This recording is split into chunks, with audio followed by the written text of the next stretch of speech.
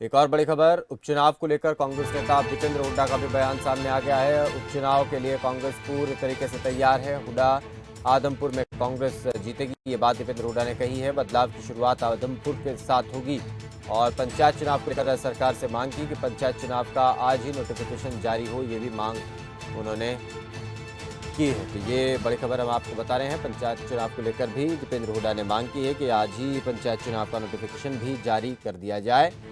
दरअसल आदमपुर विधानसभा के लिए उपचुनाव के लिए नोटिफिकेशन जारी हो गया है और चुनाव का शेड्यूल भी जारी हो गया है और उसी को लेकर दीपेंद्र हुड्डा ने ये बात कही।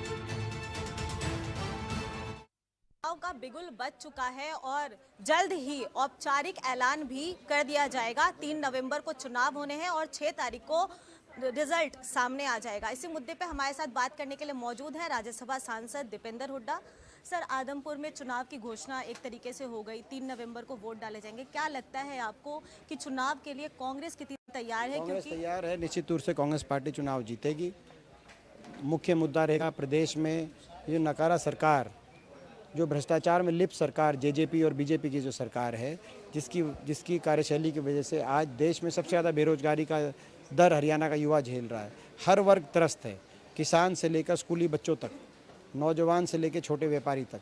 आज इस सरकार को बदलने के लिए ये मत पड़ेंगे। बदलाव का जो की शुरुआत आदमपुर से होगी।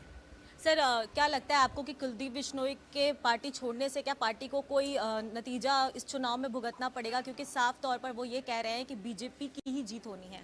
देखिए, ये तो इसका जवाब तो चौधरी बीरेंद्र सिंह जी ने दे दिया था। वो बीजेपी के एक नेता हैं, अनुभवी नेता हैं, केंद्रीय मंत्री भी रहे हैं बीजेपी के, उनके सपुत्र अपना सांसद भी हैं।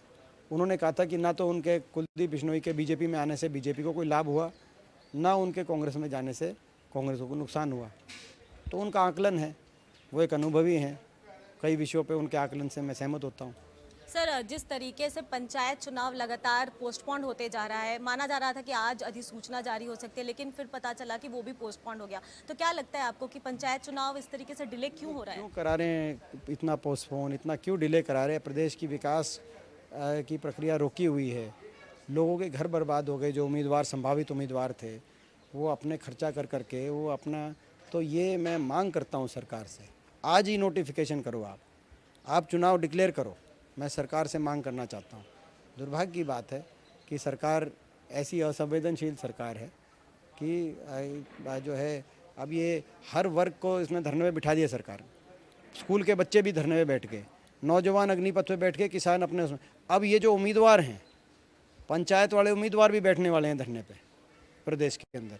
और अगर पंचायत के जो उम्मीदवार हैं वो धरने में बैठते हैं तो उनका मैं स्वागत करता हूँ, उनका पूरा समर्थन करेंगे। सर, एक आखिरी सवाल कि आपको इतनी महत्वपूर्ण भूमिका दी गई है, प्रचारक बनाया गया है कांग्रेस अध्यक्ष पद के चुनाव को लेकर, मल्लिकार्जुन खड़गे का प्रचार करते हुए आप साफ तौर पर दिखेंगे, तो क्या रणनीति होगी? किस तरीके से ज़्यादा लोगों के बीच आप लोग उतरेंगे? जो अपना खड़गे जी पूरे देश में जाएंगे, अलग अलग प्रदेशों के अंदर उनका कार्यक्रम रहेगा। वो निर्धारित कार्यक्रम आपको बताएंगे। सर, हरियाणा भी जाएंगे?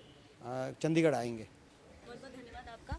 तो ये थे हमारे साथ बात करने के लिए राज्यसभा सांसद दीपेंद्र हुड्डा, जिन्होंने साफ तौर पर कहा कि आदमपुर उपचुनाव को लेकर कांग्रेस तैयार है और इस बार जीत आदमपुर में कांग्रेस को देखने को मिलेगी। और साफ तौर पर यह भी कहा कि मल्लिकार्जुन खड़गे का चुनाव प्रसार करने के लिए वो भी चंडीगढ़ जाएंगे। नई दिल्ली से कैमरा पर्सन रिंकू के साथ प्रियंका राय, खबर फास्ट।